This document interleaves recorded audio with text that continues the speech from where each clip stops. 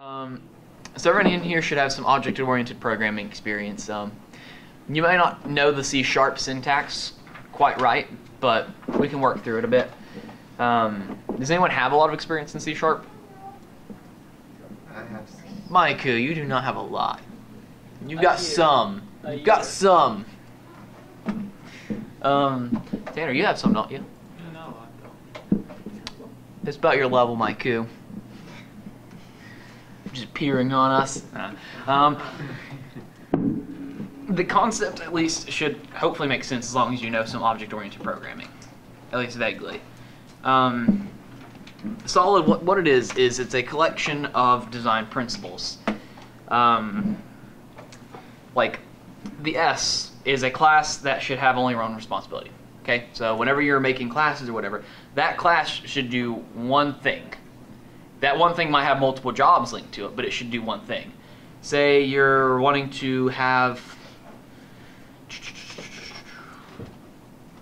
a weapon, okay? If you're going to have a weapon system, you'd want to have a class that's just a weapon spawner. And you want to have a class that's just for, like, assigning weapons to the inventory. Or rather, like an inventory intake kind of thing, you know? All that kind of stuff. It should have one job. That one job might have many different ways it can be used, but one job. Yeah? You have a question? Nope. Now, the O is for, like, a class should be open for extension, but closed for modification. Once you're finished with the class for the first time, like once you've got the base of that class down, you should not be touching it anymore. Instead, you should use inheritance to create a new class that has all the abilities of the previous class, and then some. And then you make your extension there. Make sense? For the L, it's objects in a program should be replaceable with their subtypes without altering the correctness of the program. That one's a bit of a mouthful. Basically, What's the L? Yeah, where's the L? Solid. No, but in the Liskov substitution principle. Oh. It's the weird one of the bunch. But basically, if you have the example we'll be building out today, for example, if you have a node, okay, and then you have a dialog node that inherits node, you should be able to replace node with dialog node without it breaking the program. I mean, that's kind of a poor example because dialog node, that's going to be a bit more of a specialized thing, but it should not break the program if you were to switch them out. It might change how it works, but it should not be any less correct. It's the weird one of the bunch. Now, multiple client-specific interfaces are better than one generalized one.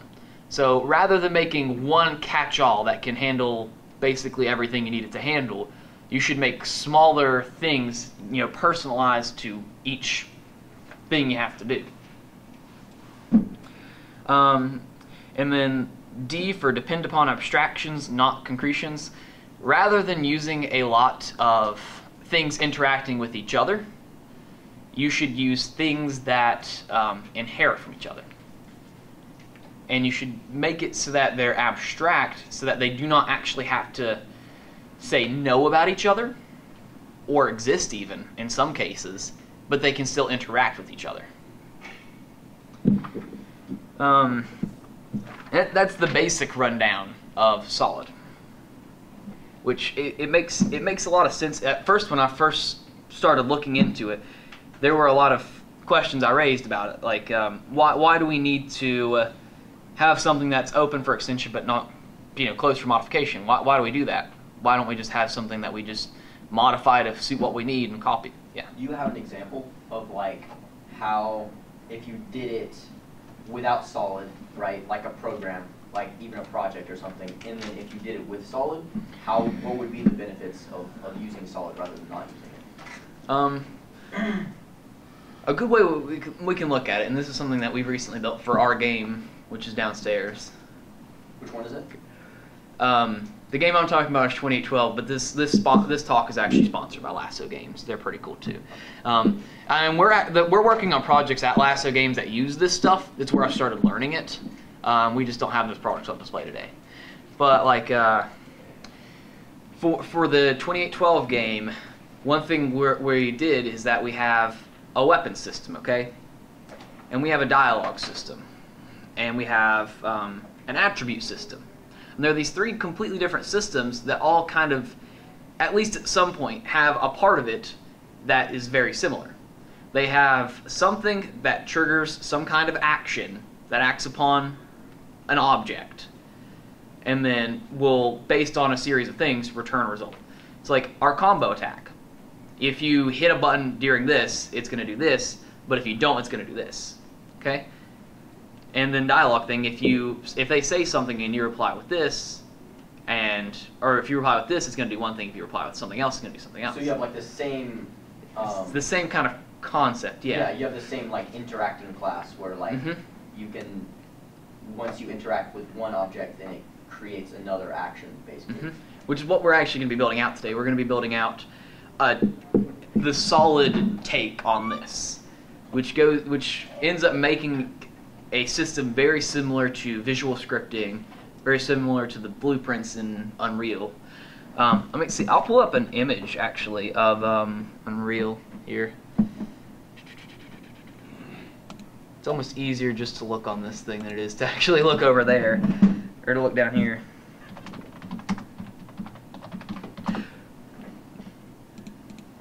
Like you can see, it's like all these kinds of nodes that, depending upon the results, can lead to something else.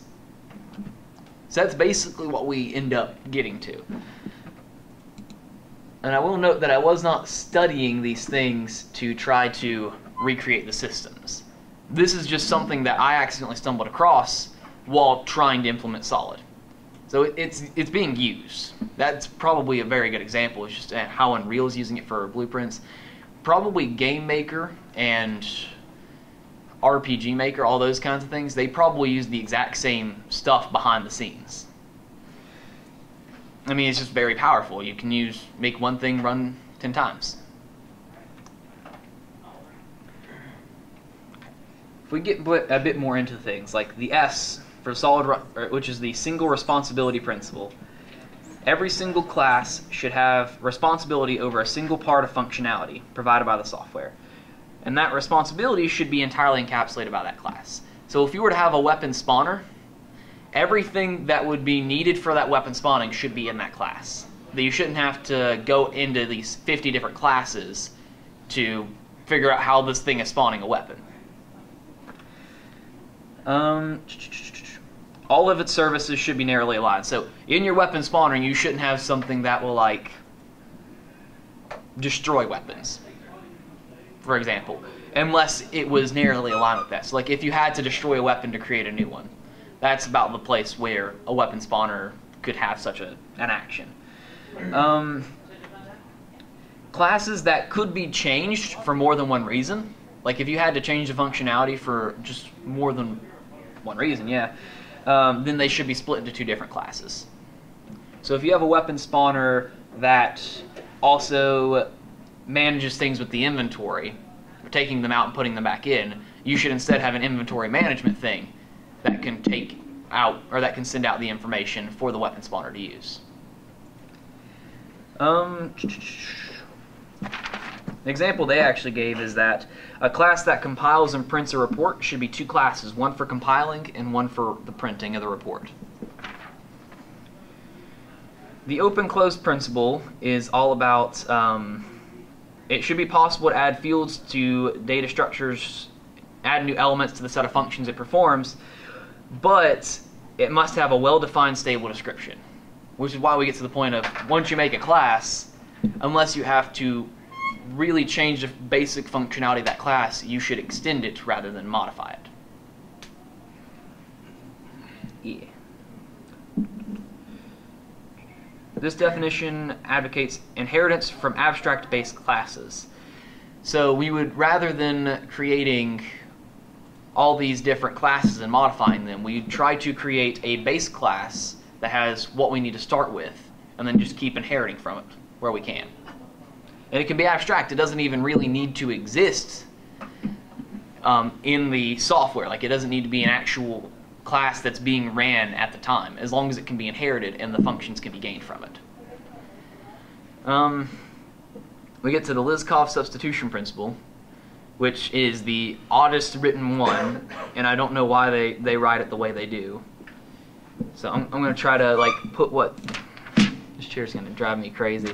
I'm going to try to put what they did into the most simplest of things. Is there a way to do a new paint? Whatever, we'll do a text. Whatever. So, say we have a node. That node is inherited by a dialog node. We should be able to replace any instance of node with dialog node and not break things. I mean, that's about, it's such a long-winded explanation. No matter where you look, it's going to be a long-winded explanation. That's all it really means. Okay? You get to the interface segregation principle, which is just, I mean, if you have, you shouldn't have a big catch-all. You should have very small, or you should have smaller, more specific ones. And like the specific instance that they state here is so that clients, if you're in software development, as you guys are, will not have to know about all the methods and data and everything stored in all this big interface. They just have to know about the ones and their smaller ones. It allows systems to interact without direct dependencies, which prevents them from breaking if dependencies are replaced. So rather than having a big one that has to rely on this, this, this, and this, and this, you can have smaller ones each relying on one thing, and it's just easier to maintain. And then the biggest one of solid is the dependency inversion principle, which is the one where you should depend upon abstractions and not concretions. Abstractions should not depend upon details. Details should depend upon the abstraction. So if you have an abstract class, that abstract class should not depend on something that exists. The things that exist should depend on it. There's actually a great there's a great image, I think on Wikipedia even.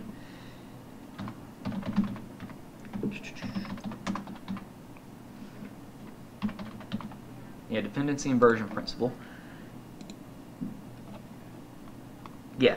Rather than having a policy layer that goes to the mechanism layer to the utility layer, you should have the mechanism layer split into, or go into two abstract layers that things feed into.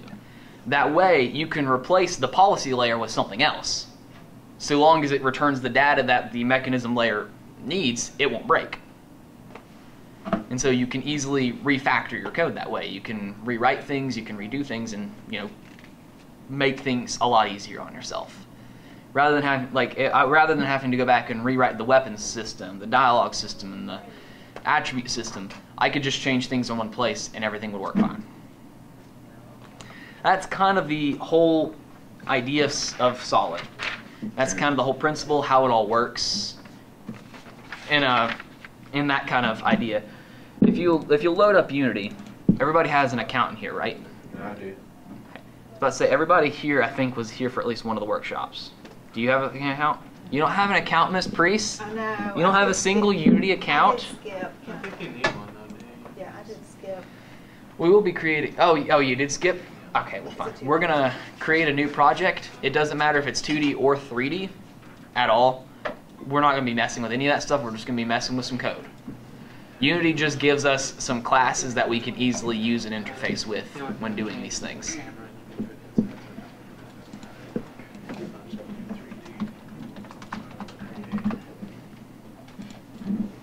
What?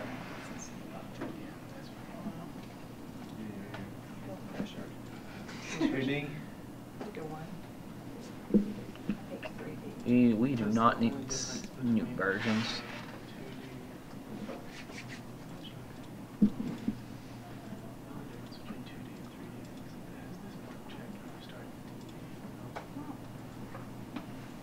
Corey actually said that there's something else. If you import a 2D image, if you do it whenever it started out default as 3D, it's going to import it as a texture. But if you do it as a 2D, it's going to import it as a sprite by default. You usually get texture like a flat. But, Yeah, everybody got their new Unity project opened up? Everybody good? Okay. We're going to have to go import a package again. So assets, and then import package, custom package. And on your desktop, just choose the C# workshop. And if it doesn't show up, let me know and I'll go around and get it fixed up. Whenever it comes up, there are 4 scripts that are going to pop up. Just hit import on them. And even if you're familiar with C#, some of these things might look a little alien to you. Some of them are a little different how they're handled. Like we have virtual methods and we have abstract methods. We have nested statements and stuff, like more nested than they probably should be. But I wrote it this morning, so don't sue me, please. I wrote it this morning down on the Expo floor. As people were coming in. Yeah, there's been more coming in. It was like 8:40. I finished at 9:08, and the keynote started at 9:10.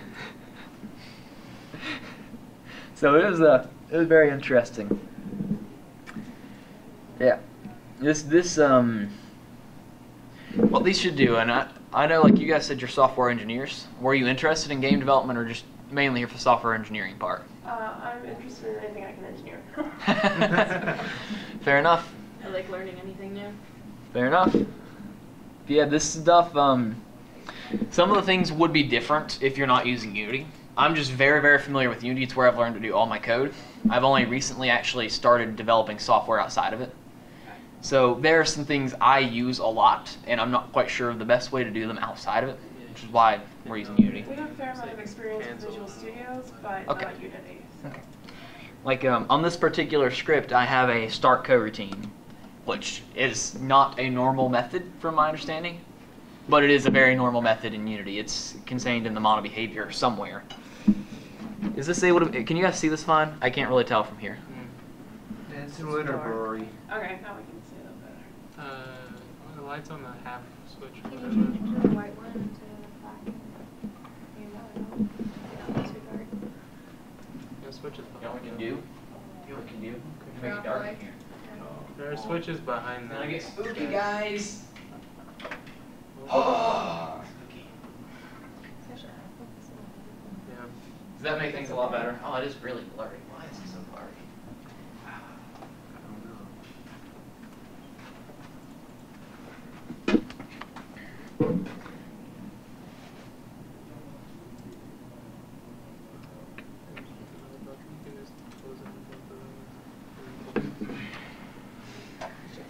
It automatically focus it.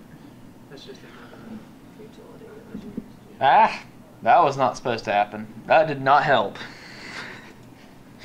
That did not help at all. The other three don't open up in Visual Studio. So now up at the top, yeah. Well, we can apparently adjust the zoom. There we go. There we go. It's perfect, guys.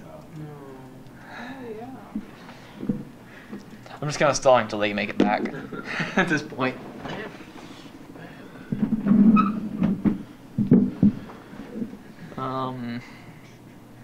I guess it's a good thing that like everybody else already has a package, so they can look through it on their own machines and not have to try to rely on this. This is the. Well, I guess Chesney doesn't have it on her machine, does she? Yeah, I do. I don't know what you're talking about. That machine you have over there that doesn't exist. I tried last workshop and it failed miserably. I know you're not a coder. Ah, crap! I broke everything. I put an enter in there. So what do you guys do at Eastern Kentucky University? Like, at least your group that's here. Well, I'm with the IGD. No IGD at all. Mm-hmm. Yeah, well, we're sort of a part of the Substitution student-led organization. Right now, sort of our routine is every semester we pitch, different people sign up to pitch their game idea. They can do whatever they want, really. I did a PowerPoint for mine. Or you could just like draw something on the board if you want. You could make it and all be able to do that. And then we all vote on the idea that we thought was the best, and then throughout the semester we work on that game. Neat. The idea of trying to get it done by the end of the semester. Do they ever actually get done? I this is the first semester that I've been there, and it started recently, like I think last year. Oh, okay. 2 years ago. So, I mean, I know one pitch game they are currently working on. So I mean, there's a playable version of it, but it's not really. It's like a platformer, so they have this sort of framework and have sprites and stuff for it, but yeah, it's not much of a game. Pretty neat. But yeah, I don't know. I think we're considering switching our routine to more of a like whichever game people wanted to work on, we'll split off into separate teams that'll all work on the different games that they wanted to work on, rather than all voting and picking one single. Problem with that is you get too small numbers, though, isn't it? That's one of the problems with it, because we don't have like that many numbers in IDDA right now because it's fairly new. So it's going to be hard to split off into teams like that. Fair enough. Which floor was their stuff on? Basement? Yeah, ground floor. Fair. They were at the exhibition. Which school did you guys say you were with again? Us? Yes. Northern. West Virginia Northern Community College. Yeah, where is that? So with West Virginia, right up here. Okay. Oh, so near Morgantown? Try like 2 hours above it. Fair Northern enough. Panhandle. Wow. Yeah. Like bordering Wheeling? Ohio. Okay. Yes, Wheeling. Yeah, we're Wheeling. like yeah. Bordering Ohio and West Virginia, or Ohio and Pennsylvania. Yeah. It's like we're like 40 minutes outside of Pittsburgh. Oh, wow. You guys made the drive all the way down here? Yeah, I mean, it was worth it. Where did you guys stay last night? The Hilton or something like that. On 16th Street or how? Yeah. Yeah. Did you all have to see? I tried to book special rates for that hotel. Do you know if you got good rates? I don't know too much Yeah. about Professor Hamlin. Tomorrow morning, bring up Visual Studios. What is it? Tomorrow morning, Are here. bring up Visual Studios. Are you double clicking? Yes. So you guys are doing a lot of stuff. After Modes, he keeps on With agriculture there. popping up Stuff. canonically. Like not. Sensing, like. Okay, we do a Or little we bit try sensing, to yeah. bring this That's up. the Eastern. Yeah, because that's not really our thing. Right now, we're working with databases, and we're building like our school's curriculum database, and that's pretty much like all of our classes what we're looking at. So what databases are you using? Well, I've tried we every started one. with Access and we moved to SQL, and then we're writing on command line right now. So I think So we it's kind of You're using Oh. command line. yeah.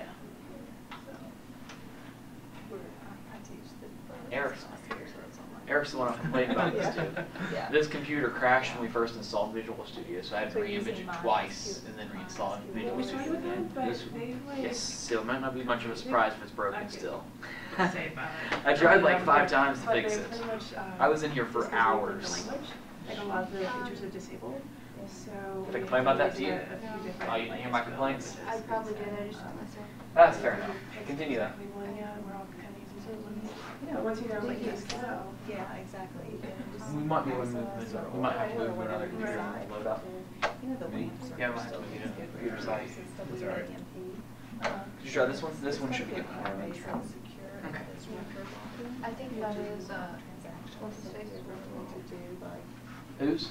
taxes or, calculations. You do use. Our professor actually, I don't know. I'm pretty sure there's a like platform we're writing on right now, that we call it Office. Office. And if we have to upload things to it, we usually just use Liskov. Alex. Yeah. Well, Yeah, we kind of use a mix I of got everything. one trash. maybe he wants trash there. You never know. Test to figure out. I'm just gonna set this by my cube. Access. Right to the way to your mouse. Trash. Right in the way to the mouse. Take that. Yeah, I like that we were able to use Access because I can, run a couple of statements and then open up these and see what's happening. What is it? She's like, this is my job. I can do this. Sorry for the break in here though. I just don't want to get started and then them come in and be really lost. You know. I have one job and I do it very well. So Miss Priest, you can learn some C# now?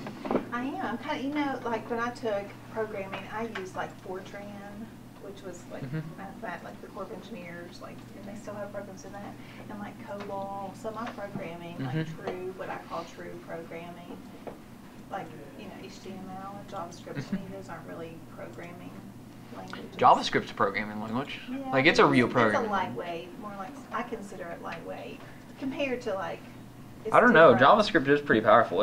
It's pretty. It's gotten, I've heard that evolved. it's compared to C# a lot. It's evolved, I think, too.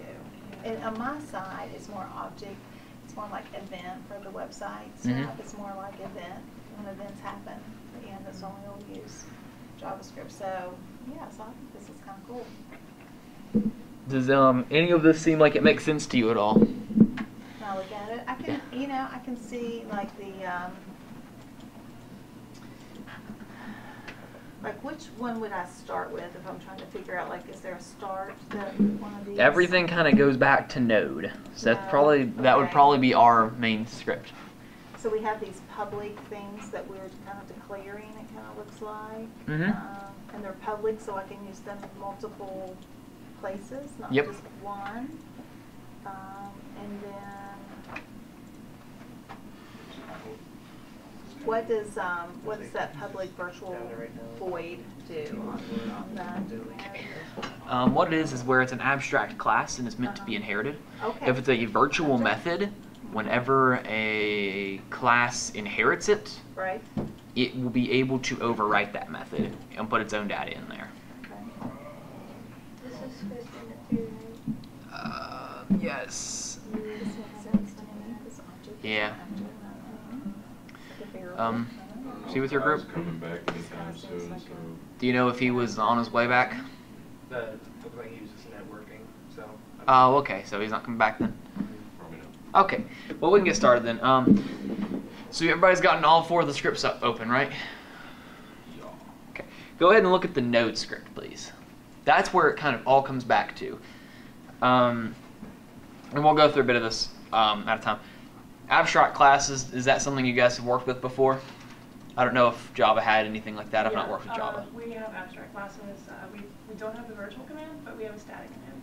So, Okay. We do have static as well, yeah. actually. We've just not worked with virtual at all, so Okay. trying to like figure out what Okay. all that Are you able to use abstract methods? Yes. It's the same thing, except for you can actually have code happen before it happens on those. Okay. So like if you make another class that overrides it, they can call base dot whatever, and it's going to run the information in that. Okay? Cool. But yeah, it's an abstract class that's named Node, and it inherits from mono behavior. Mono behavior just being the general abstract class that all Unity objects inherit from. It's just what makes it so we can use it in the Unity scene. That's why it's there. We have a new node, which is like, you know, just another instance of this class called a follow node. We have 2 actions, the action we're going to do, and an ending action if we are ending a series.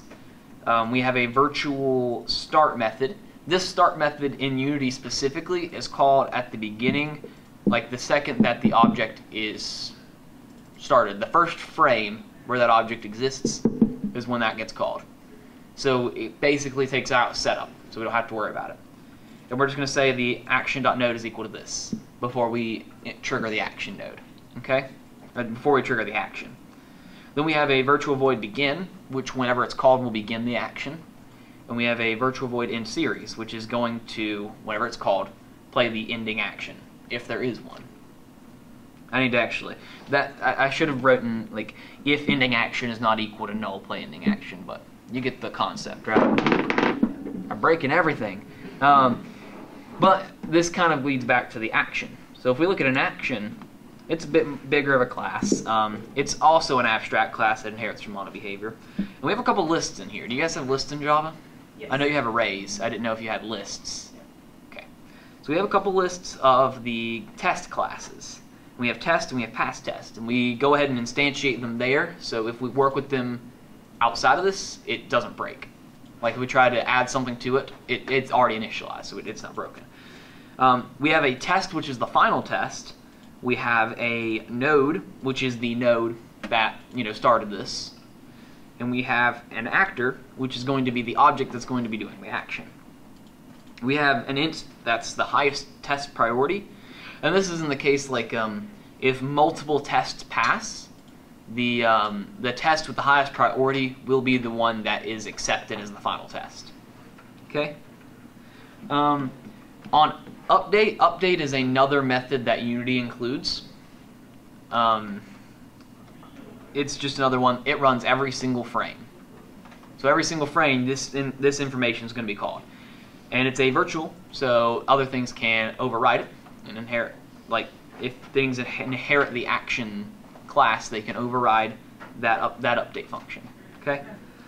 And it's going to check for every single test that's in the test list.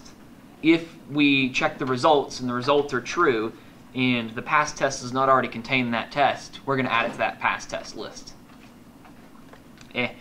That one's a bit more of a mouthful, but basically if a test is passed, it's going to get added to this list.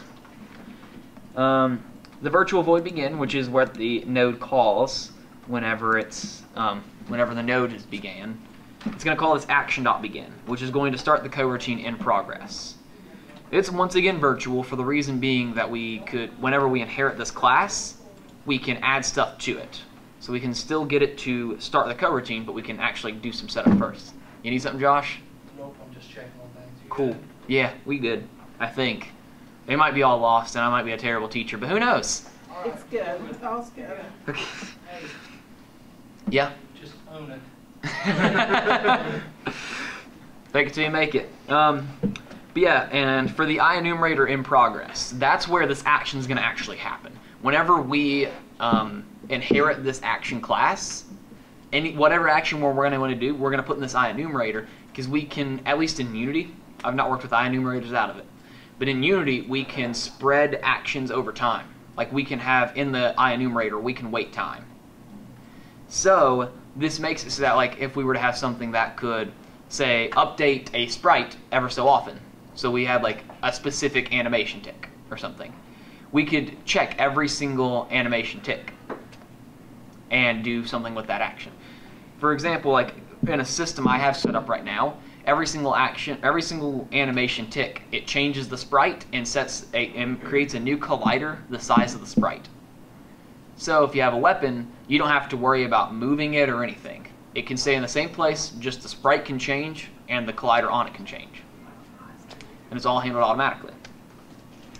And then after in progress, we would call the virtual void end. And in the end method, we check for every single test in the past test, and we grab the highest test, like the test with the highest priority, and then we call the node, that follow-up node, or we use node.followup node equals final test.follow-up node. So this final test will basically say what happens next, based on the results. Okay? Everything makes sense to everybody so far? I mean, even if you don't understand the exact syntax, especially with it being C# and everything, if it at least vaguely makes sense how it all works, then you're gonna get the idea of solid. Kind of looks like Java and Visual Basic and a baby. Kind of, yeah. I've heard that. Yes, yeah. It's not that far off from C++ if anyone's messed with C++ before. It's not too horribly far off, though there are some major differences. Like mainly with lists. Lists are way easier to use in C#. That at least as far as my experience has gone. That's been the big thing to me. But this goes back mainly to the tests. So if we look at the tests, we have each test has a follow-up node possible. It has a test priority, and it has the method check test results. Anything that would inherit from this would have to fill out that check test results method. So it would check if, say, if player is sprinting, return true. Okay? So one thing we could do in here is like, for example, taking the combo thing, if player attacks, and while they're still in the combo, if they attack again, if they just did that, then they would just swipe back. However, if they held shift and attacked, they would do a charge attack instead. We just give that test a higher priority based on like it being harder to be met and stuff. So yeah, That's the general idea of how this all works. If you look at the actor, it's just got a name and an object. That's just for, reference in case we need to reference the actor in the action or in the tests. Since that's the basic, that's a basic implementation of how solid could be used, especially with game development. Having something that can lead to something else, and then based on a set of criteria, lead into something else. Visual scripting, that's basically what it's setting up. Not visual scripting though, because there's no GUI, but you get the idea. You get the idea. So how this works is that I can make an attack. It attacks left. If the player attacks again while it's running, it will play this combo. If they don't attack at all before it ends, then we can play this combo the next time they attack. All that kind of stuff. With dialogue, if they choose this, then we can lead to this kind of dialogue, and we can present these options, and we can keep throwing these things around. Yeah, I was going to ask. But you just said that. Is that what you did in 215? Because this all sounds... The vague basics of this whole system you're looking at here started in 215 on that visual novel project when I had to write dialogue, and I did not know how we were going to make a dialogue system. Yeah, okay. Because that's what it was sounding like. This basic, you can see how all of this applies to it, doesn't it? In a better way now, but yeah. So we have a couple minutes. You guys willing to try to write some code? Let's try to have a that is really bright. That is really bright. Yeah, could you grab the lights? Just flick one of them on. Just push the top on that one. Behind you is. Oh yeah, there's a light thing behind. What? No one told me. Ah, right, I'm gonna die. Ah. Yeah.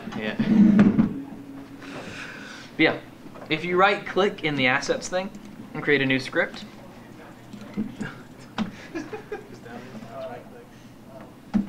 and then we're gonna name it whatever you want to name it. I'm gonna make a dialogue node. Okay. And this dialogue node can flat out inherit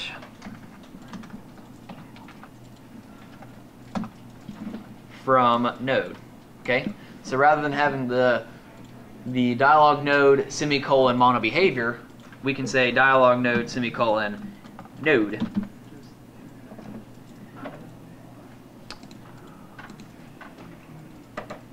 Is it doing the thing? Okay, it's doing the thing. I got this. If any of your guys' thing says miscellaneous files here, Yeah. anyone does that? Okay, it's not going to quite work. I don't know why Unity does this sometimes, but it's a problem it hits. If you go to any of the other scripts, and you go to Project, Add Existing Item, and you go into the assets, and then you add that new thing like a dialogue node, it will fix it. So now we can use node, okay? Now what should be special about this dialogue node? You guys have any ideas what we'd want special about something just made purely for dialogue?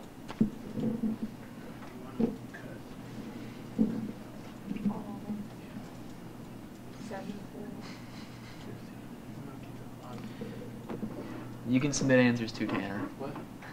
Like What would be where we've done this actually in class, you might know. What are some other things that a dialogue node, for example, would need to worry about? Oh, let's see, we have like the prop. No. How to end the dialogue, right? Yeah, but we have that with node. We have ending series. Here's a question: do we need to have a dialogue node at all?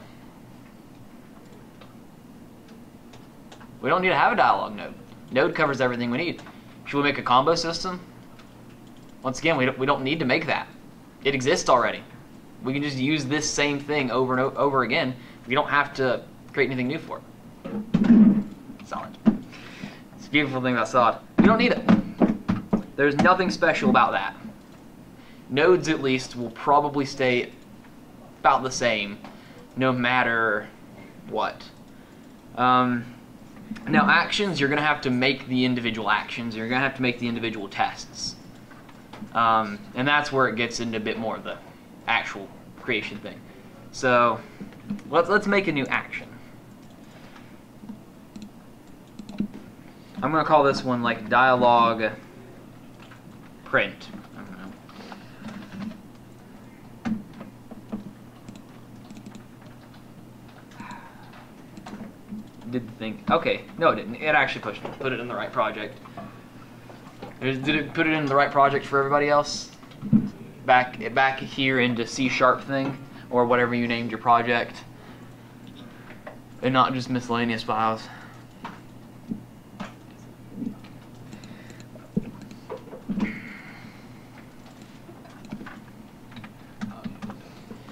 Now, if you notice, if we change monobehavior and instead we use our action class that we have written, whenever we go in here, it's going to throw a red line saying we can't do that.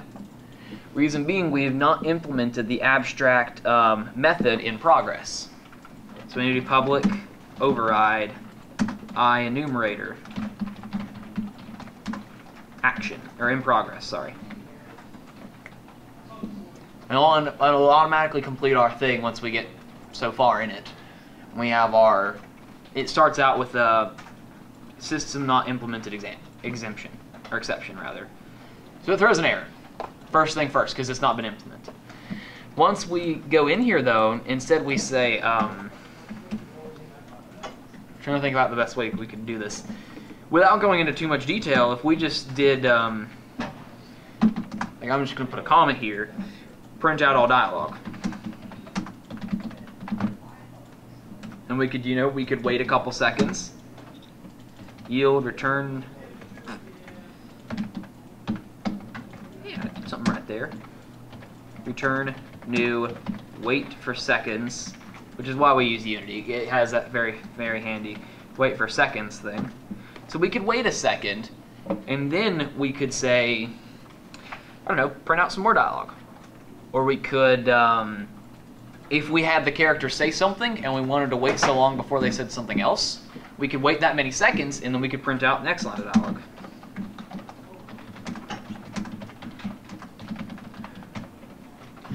Now the actual code to get into that part will be getting into the Unity specific stuff, working with the canvas and the button and working with all these strings and stuff, and I don't think we have the time nor the want to go that deep into it, into the rabbit hole. But do you guys see how it could be used now? Like, do you see how Solid can be really handy to use and work with? Does everybody get a bit more of an understanding about like how some of these software development companies can make one product, market it 50 times over, and only have to change so much? Like Adobe almost certainly has a lot of this stuff built into their systems. So they have like 20 apps. They all share the same base, at least to a point with file management and stuff. All you have to do is change some variables, and there you go. There's the basics of another program. So yeah, that's about all I really have to show you guys. I can answer any questions you have. And if you ever wanted to send me any other questions outside of here, I could give you contact information, so you could contact me or through my studio. I could talk to you guys. So yeah.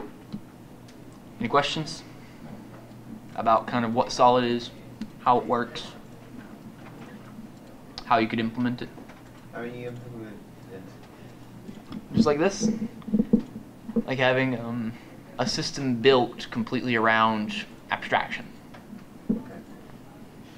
Yeah. You were giving me those notes on Solid? These?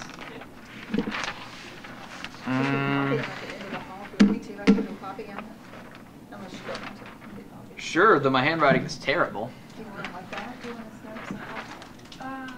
I can just take a picture of your okay. Sure. Where's the Wikipedia? What is it? The Wikipedia Yes, article. there's a Wikipedia article entirely on Solid. That's where a lot of my notes came from. Solid principles. Yeah, Solid is an object-oriented design.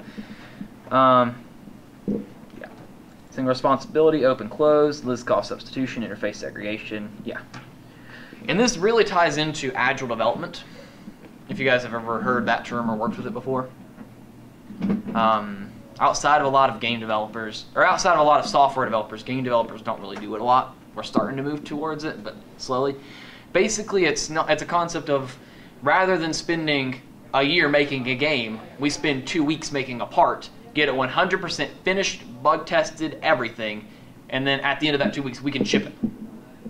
which makes more sense than a software development thing because it's like, well, I can provide an update every 2 weeks that provides some kind of functionality. But for game design, it's like we can meet these realistic goals of 2 weeks. And whenever you have something super reusable that you can tie into trying to meet these 2-week goals, it works very well. If you ever look into going into a software development place, look into Agile, look into Solid, because they're probably going to be questions they're going to ask. Like I know, are you guys near what city are you guys in at Eastern Kentucky? Richmond, Kentucky. Richmond. It's like 30 minutes away from Lexington. Okay, Lexington.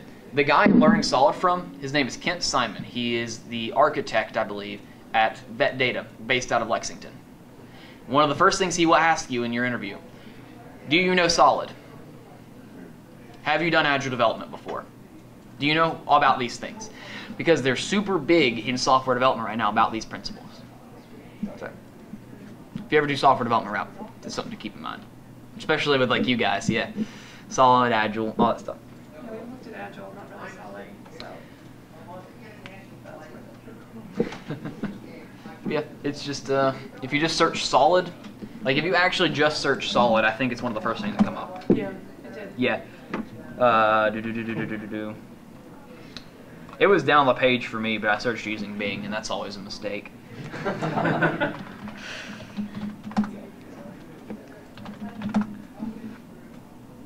Yeah, right there. If I search through Google, it's the first option. Yeah. Hope this is at least a little bit informative for you guys, and you guys get an idea of how this stuff works, how it can be used, and why it's useful.